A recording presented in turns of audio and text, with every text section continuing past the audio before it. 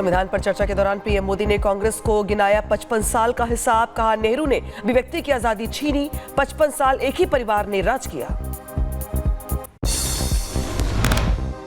कांग्रेस के एक परिवार ने संविधान को चोट पहुंचाने में कोई कोर कसर नहीं छोड़ी। 55 साल एक ही परिवार ने राज किया है। आपातकाल को लेकर पीएम मोदी ने कांग्रेस पर बोला हमला। कहा, इंदिरा गांधी ने लगाया आपातकाल, राजीव गांधी ने सुप्रीम कोर्ट का पलटा फैसला, सोनिया गांधी बनी सुपर पीएम। एमपी पद छोड़ने की नौबत आई तो उन्होंने गुस्से में आकर के देश पर इमरजेंसी थोप दी, आपातकाल लगा दिया अपनी कुर्सी बचाने के लिए। पीएम मोदी ने कांग्रेस पर बोला हमला। कहा, गरीबी हटाओ कांग्रेस का सबसे बड़ा जुमला। कांग्रेस नेताओं की 4 पीढ़ियों ने चुनाव में गरीबी हटाओ का जुमला इस्तेमाल किया।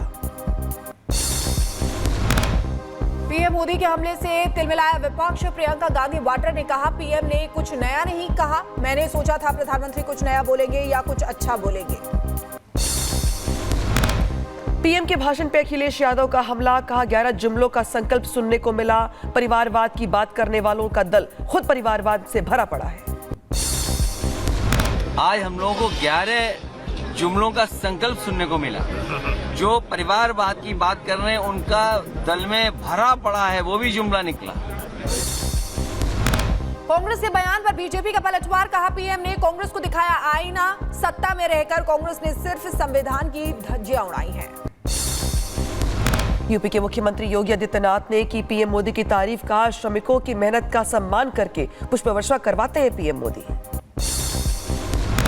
आपने वो दृश्य देखा होगा जब 22 जनवरी को प्रधानमंत्री मोदी जी अयोध्या में राम मंदिर का निर्माण करने वाले श्रमिकों का सम्मान कर रहे हैं।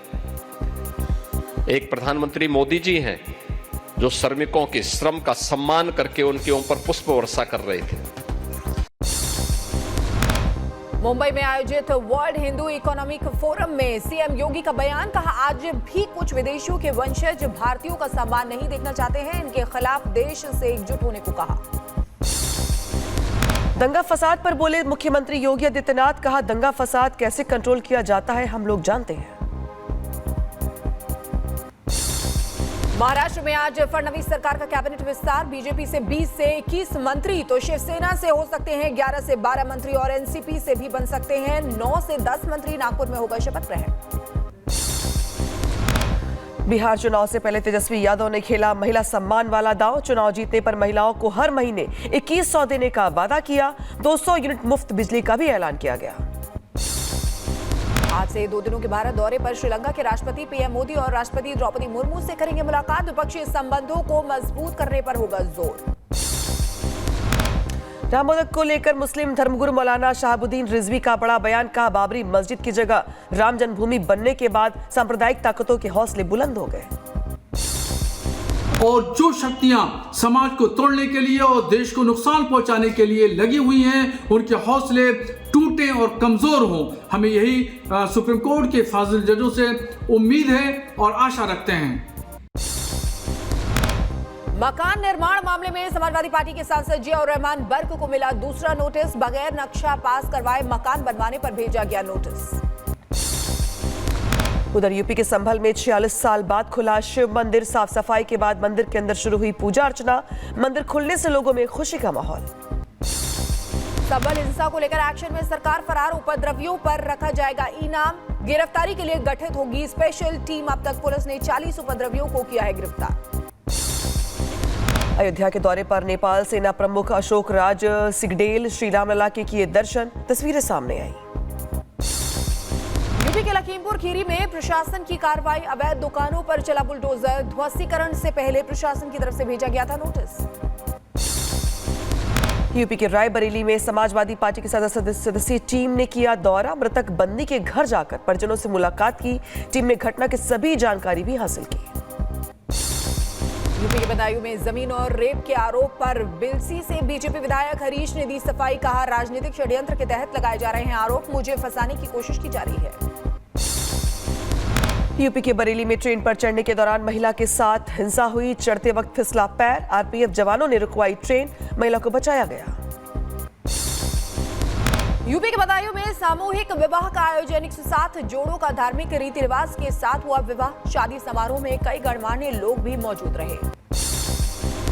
यूपी के मैनपुरी में जनता सुनवाई कार्यक्रम में पहुंचे कैबिनेट संस्कृति मंत्री जयवीर सिंह। कुंभ मेले को लेकर मीडिया से बातचीत की और कहा कि विश्व का सबसे बड़ा सांस्कृतिक आयोजन होगा कुंभ। गुजरात के सूरत में कामरेज टोल प्लाजा पर हंगामा। टोल बढ़ोतरी को लेकर आम आदमी पार्टी के कार्यकर्ताओं ने किया विरोध प्रदर्शन, सरकार के खिलाफ की कार्रवाई। यूपी के बागपत में 8 साल की मासूम की हार्ट अटैक से मौत हो गई। स्कूल में खेलते खेलते पड़ा दिल का दौरा। सीसीटीवी कैमरे में कैद हुई पूरी वारदात। पोस्टमार्टम इसका कराया गया। पोस्टमार्टम में actual cause of death certain नहीं हुआ है, जिसका ऑब्जर्व कर लिया गया है।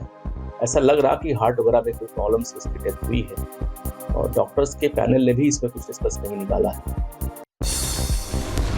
डीआरडीओ ने गाइडेड पिनाका हथियार प्रणाली का सफलतापूर्वक किया उड़ान परीक्षण। 3 चरणों में विभिन्न फील्ड फायरिंग रेंज में आयोजित किए गए हैं उड़ान परीक्षण। उधर बांग्लादेश में हिंदुओं के खिलाफ हो रही हिंसा को लेकर लखनऊ में प्रदर्शन किया गया। मौलाना कल्बे जवाद के नेतृत्व में निकाला गया कैंडल मार्च। बांग्लादेश में हिंदुओं के खिलाफ हो रहे अत्याचार को लेकर पंजाब में विरोध प्रदर्शन। हिंदू संगठनों ने जताई नाराजगी। बांग्लादेश में हिंदुओं पर अत्याचार को लेकर गोंडा में निकाली गई जन आक्रोश रैली। पुतला फूंककर जताया गया विरोध।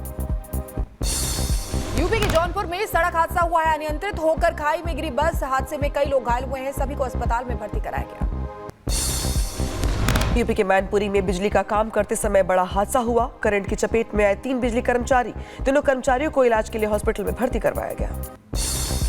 यूपी के बांदा में रफ्तार का कहर। अनियंत्रित होकर पलटी बस। हादसे में एक की मौत, 20 यात्री घायल हुए हैं। घायलों का इलाज जारी है। मैनपुरी कोर्ट ने ट्रिपल मर्डर केस मामले में 4 दोषियों को सुनवाई। आजीवन कारावास की सजा। 21 साल बाद आया फैसला। चुनावी रंजिश के चलते हुआ था हत्याकांड। यूपी के जौनपुर में पुलिस और बदमाशों के बीच मुठभेड़ हुई है। एक शातिर चोर गिरफ्तार हुआ है। एक देशी तमंचा, कारतूस और चोरी की बाइक बरामद।